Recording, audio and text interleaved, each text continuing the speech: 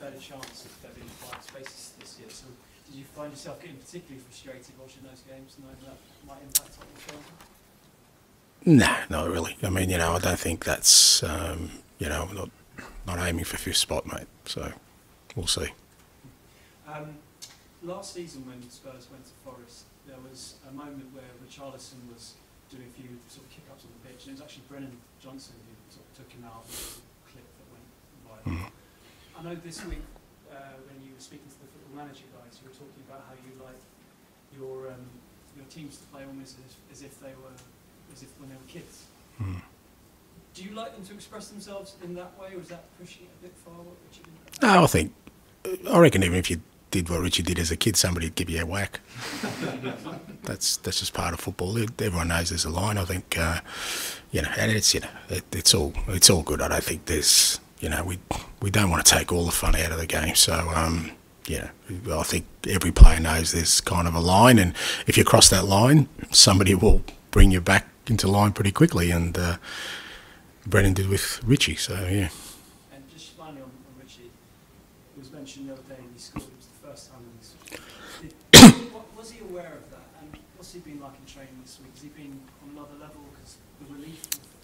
I mean, I don't know. You'd have to ask him if he was aware of that. But I think I said before the game, he looks a lot more sort of, freer at training from when I first arrived. Everything was a bit of a struggle for him when I first got here, and you could tell that, he wasn't able to sort of, play or move as freely as he wanted to, and he was kind of labouring through things, but he was still, still having an effect on games, but you could tell, and it got progressively worse, whereas, since he's come back, you just see him at training, and even before the game on the weekend, he just, he feels more like himself in terms of what he can do physically, and that's a big thing for a footballer, because for the most part, football is always sort of battling with something. There's always some little niggle, but if it's something that's really debilitating that they don't sort of deal with straight away, that they have to carry on with it has an impact on them,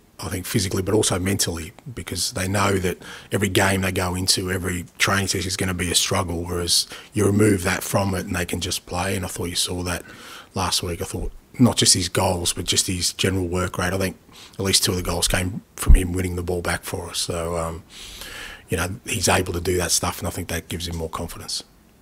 John? Just following on from that, Charleston, when he was at his best at Everton, he was just a menace all over the pitch, wasn't he? He was absolutely everywhere, and in a good way. Yeah. But then, does that freedom and that sort of mentality sort of kind of mean that he's free to kind of just express himself so much more, and obviously therefore a lot more to come from him?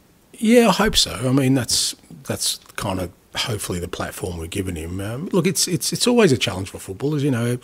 He came here, and like you said, he had a fantastic impact, in the Premier League with Everton, and he came here, and again, whenever significant money is invested and the expectations rise, you're going to a club that all of a sudden is competing for honours. All those kind of things are the challenges you have to overcome when you come to a big club, and like I said, that coupled with kind of the physical sort of setbacks he's had, and then as a striker, there's usually just one thing people measure you by, goals, and all those kind of factors. So, but again, that's up to him now.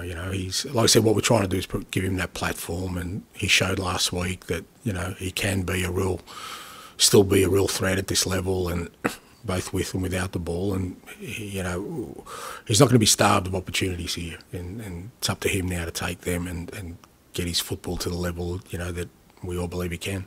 Can I just take you back to Brennan Johnson as well? Because obviously he's a young player, right, with a big price tag. How impressed have you been in the way that he has set it? It hasn't weighed heavy on his shoulders. No, I don't think so.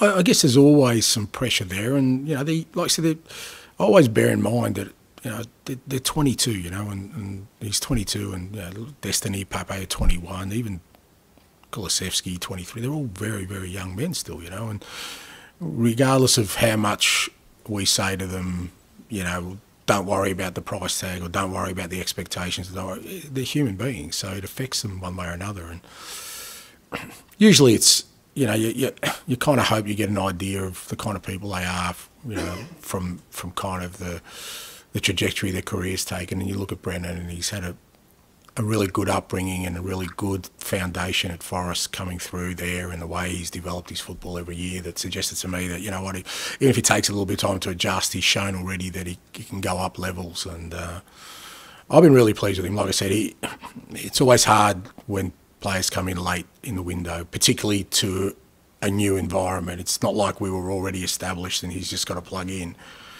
The whole group was still learning how we're going to play and everything, and he's sort of walked in last minute, and I've been really happy with him. And the big thing for us is we know there's loads to come.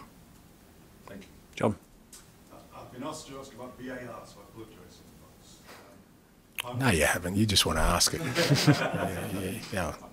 Don't blame someone else. I think the key decision at the Liverpool game over the weekend needed 24 replays before it was made. Is this something that needs sorting out? Is it just slowing everything down?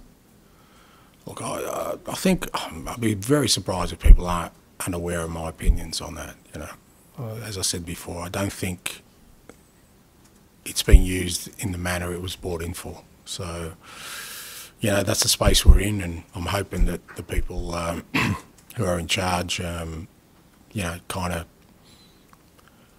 simplify the whole process so everyone can really understand why it's in the game, because I don't really know why it's in the game at the moment.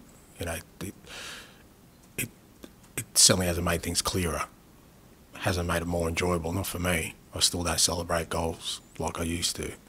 So I think, but like I said, I think I've said my piece on that, and I'll leave it to the people who are in charge to kind of hopefully chart a way forward for it. Going back to the game, Forest have got an excitable Greek element. Is that somebody you know personally come across? Yeah, I've come across the president a few times, and yeah, very passionate football person. Long history in the game in Greece, and yeah, he's very passionate about his football. You're a fan of, you come from a family from another Greek club? Yeah, AEK Athens, mate. It's my club. AEK Athens. I was born about 1 kilometre from their stadium, mate. It was my dad's team. Steve Cooper seems to be living under the constant threat of sack. Is that something that... We all are, aren't we? You know, you would have been coming from me if we didn't win last week. Come on, be honest. I really like Coops. I actually, I think it was a couple of summers ago, the year he got promoted in the off season. We actually stayed at the same hotel in Athens here with his family, and me with my family. Just by coincidence, we were there, and I got to spend a bit of time with him, and got a lot of time for him. And he was, even before I'd met him, he was so well regarded within the coaching fraternity. He's so well respected, and it can't be sort of dismissed what an achievement it was for him to get Forest into the Premier League from where he picked them up. And I don't think, as I said, kind of all of us, we want to make an impact at football clubs. He's made an undeniable impact at Forest, and he's a top manager, and I'm sure he'll work his way through this one as well. Did you know you were coming to the Premier League then? No, I was a Celtic, mate. We just finished my first year at Celtic, so I was well away from the Premier League.